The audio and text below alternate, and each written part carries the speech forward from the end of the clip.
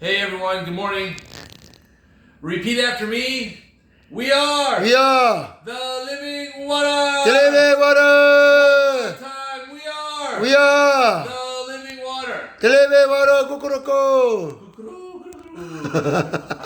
Good morning everyone.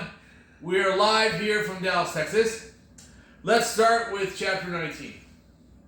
The story we read is one that almost universally is known. The flogging and, of course, crucifixion of Jesus Christ.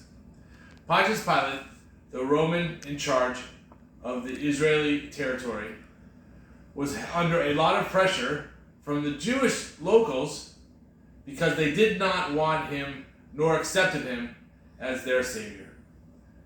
Pilate then went out and had him flogged. They put a crown of thorns on his head, and the Roman soldiers laughed at them, calling him King of the Jews. Of course, you and I know, guess what he was? That's right, the King of the Jews. They were blind to seeing that their answer in prayers for thousands of years was standing right in front of them.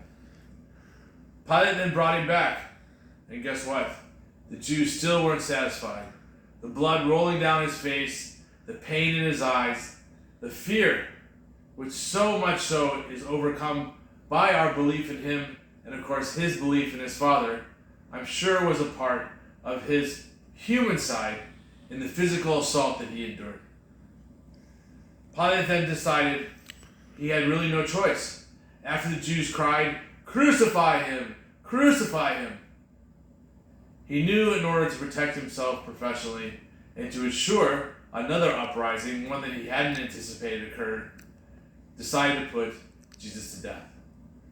He did give them the opportunity to not have Christ put to death, but another Jewish criminal and murderer. But of course, who did the Jews choose? That's right. "Crucify him! Crucify him! Crucify him!" they said. Pilate tried and he tried. It was the preparation day for Passover, but the Jews didn't care. They wanted him dead, so Pontius Pilate finally gave in and turned him over to be crucified.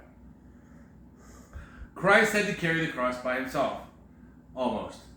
He went out to what's called the place of the skull, which in Aramaic is called Golgotha. They crucified him and two others, one at each side, with Jesus in the middle. Most people know the soldier of the two robbers, the one who would spend the rest of his eternity in heaven, the other one, eternal damnation. Pilate also had a sign made and put on the cross. It said, "Jesus of Nazareth, the King of the Jews." Actually, many of the Jews read this, and they weren't exactly that happy about it. But I think that one of the reasons why Pilate did this was to wash his hands of Jesus' blood.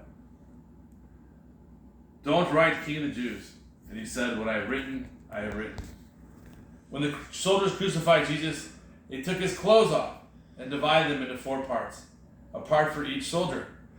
This was actually to fulfill the prophecy, "Let's not tear it, but cast lots for it, so he who gets it." The prophecy read, "They divided my clothes among themselves, and they cast lots for my clothing." Jesus provides for his mother. Standing on the cross were his mother, his mother's sister, Mary, and Mary Magdalene. When Jesus saw his mother and the disciple he loved standing there, he said to his mother, "Woman, here is your son. Man, here is your mother." Of course, John was the only disciple that was there at Christ's crucifixion. His faith and his love for God were so strong, he did not care that he put himself in jeopardy by exposing himself as a Jesus follower. Then Jesus said, guess what? "I'm thirsty." So as he's dying on the cross, he knew that everything that his Father had asked him to do or commanded him to do by his will has finished. So he got some sour wine on a sponge and they put it up near his head. And then, of course, probably the 3 most famous words, "It is finished." Then bowing his head, he gave up his spirit. But guess what?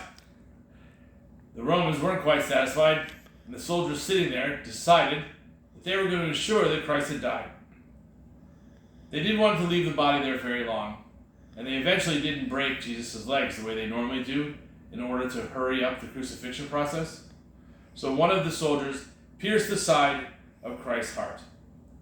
Wouldn't you know, the whole idea behind Christianity is love and the size of your heart, and they tried to pierce his physical heart. So the soldiers came, broke the other men's legs. They didn't do that because it was written, not one of his bones will be broken. And then they said, to fulfill the scriptures, they will look at the one they pierced. Jesus' burial. Joseph of Arimathea, who was a disciple of Jesus, asked Pilate if he might remove Jesus' body.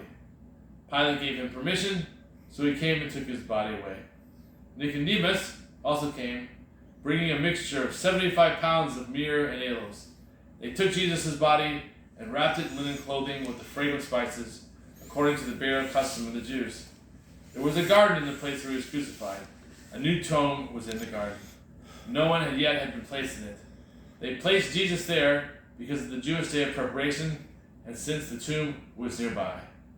And of course, only Jesus knew it was a 3-day temporary tomb.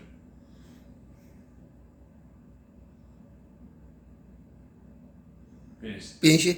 Okay. God bless you.